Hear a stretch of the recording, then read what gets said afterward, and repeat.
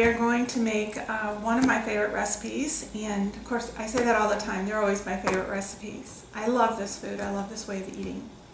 Today I'm going to show you how to make Mary McDougall's boyfriend burgers.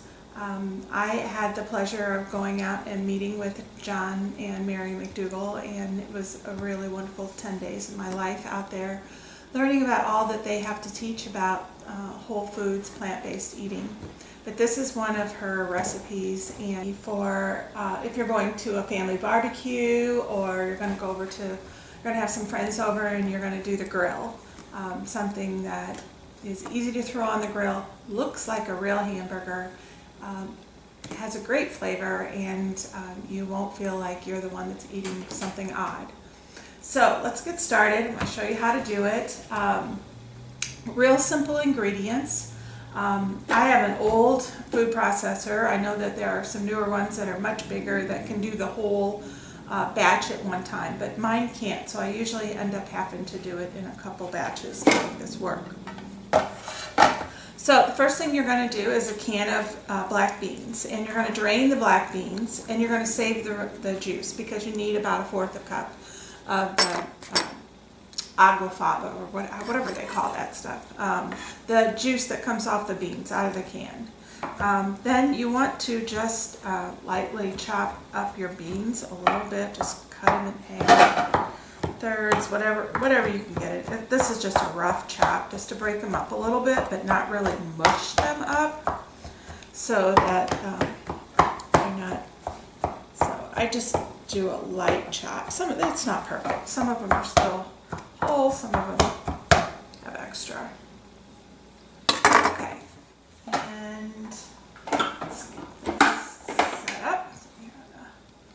Pour some of that in there.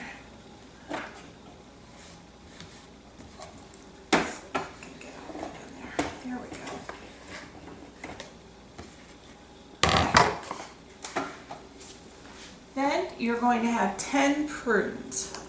They come in packages, or if you go to some stores, they'll have them in the bulk bin. They're actually dried plums, and they're very, very sweet. And I also chop them up into about the size of raisins, actually. But so I use 10 of them.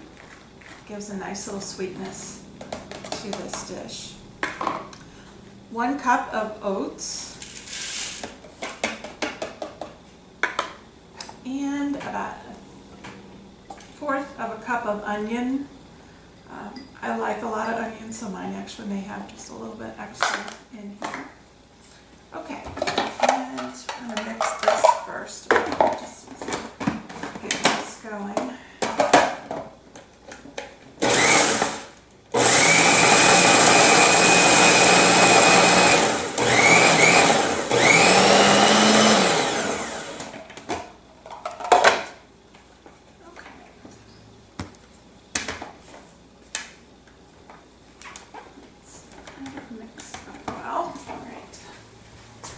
So let me get a bowl over here, and I'll take some of this back out.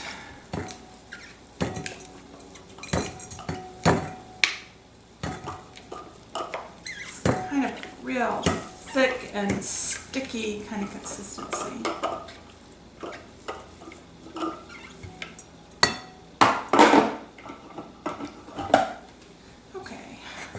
I'm going to put just a little of that back in. Alright, then it's 2 ounces of beets. The beets I have already pre-steamed, and once they cooled down I went ahead and chopped them up into real fine pieces. And then I bought these little containers at Costco, I believe.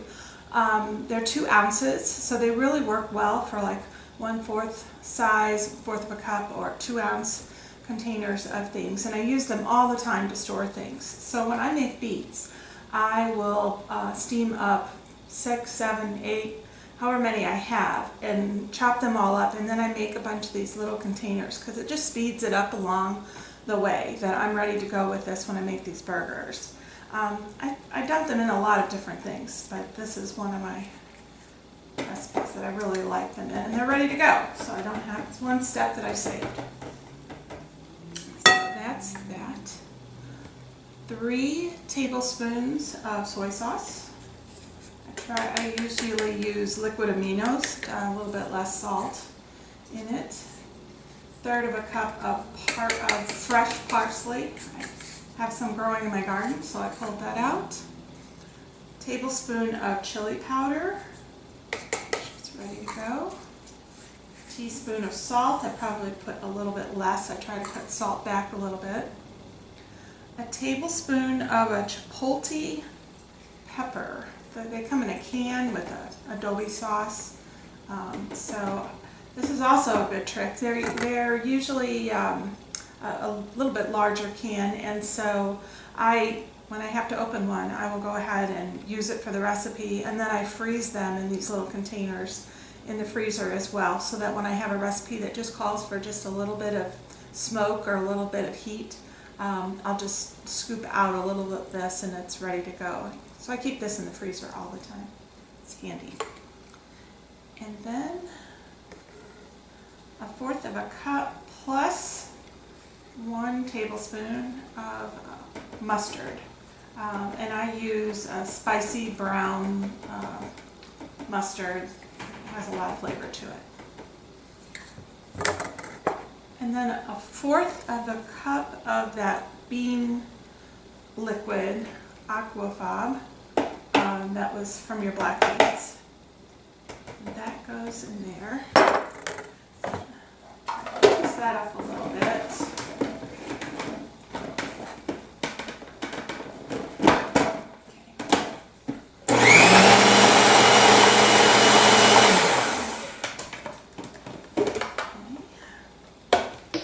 Again, you can see it's got a really nice red color to it. It's going to kind of give it that bloody meat kind of texture to it and look to it. Then you're going to need 5 cups of cooled down brown rice. And so I've already pre-cooked it. It's been sitting in the fridge. It's kind of cooled down.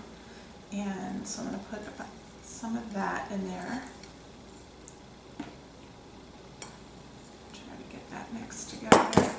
Again, my food processor is too small to be able to fit it all in there, so this makes kind of a large batch. I usually get about 15 hamburgers out of this, and which is fine with me because they freeze beautiful.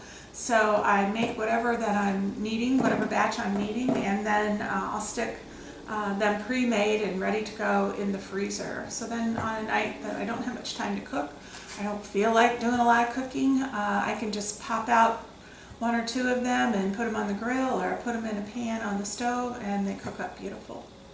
So, all right, so here we go.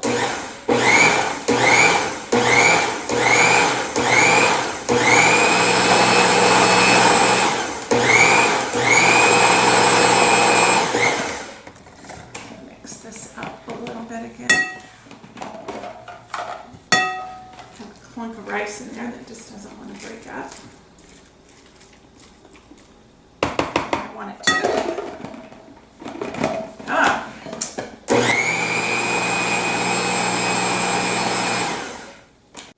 It's pretty amazing, actually. It certainly has the look, has that red color of beef.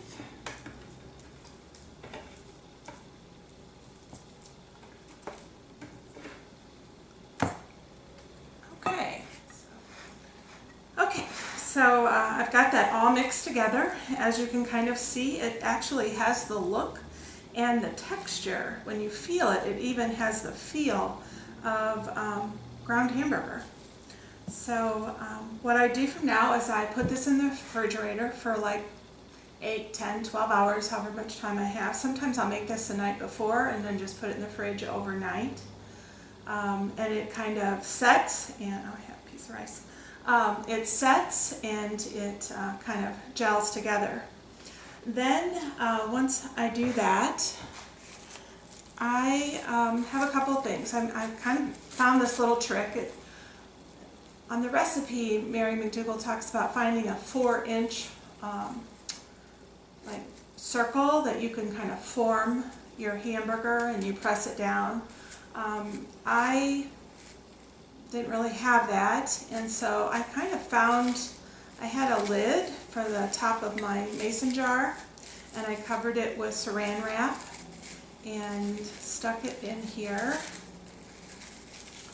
And so what I found kind of worked for me is that I would fit this in here, stuff it down. Sometimes you have to kind of wet your fingers, okay, if it sticks too much.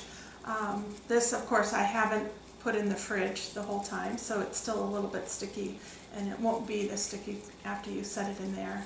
But I press this down in there, and then I'm able to just pop it out. And so then I set them and I let them, they're ready to go. You can stick them on the grill, you can put them in a pan, you can freeze them, whatever works for you. And they turn out really well. Then after you finish them, you can barbecue them. You can use ketchup, mustard, lettuce, tomatoes, pickles, onions, whatever it is that you like to put on your hamburgers, and they are so, so good. So I will put a picture on here of my finished product so you can see that as well, but I hope you really enjoy these. Mary McDougall, they are awesome.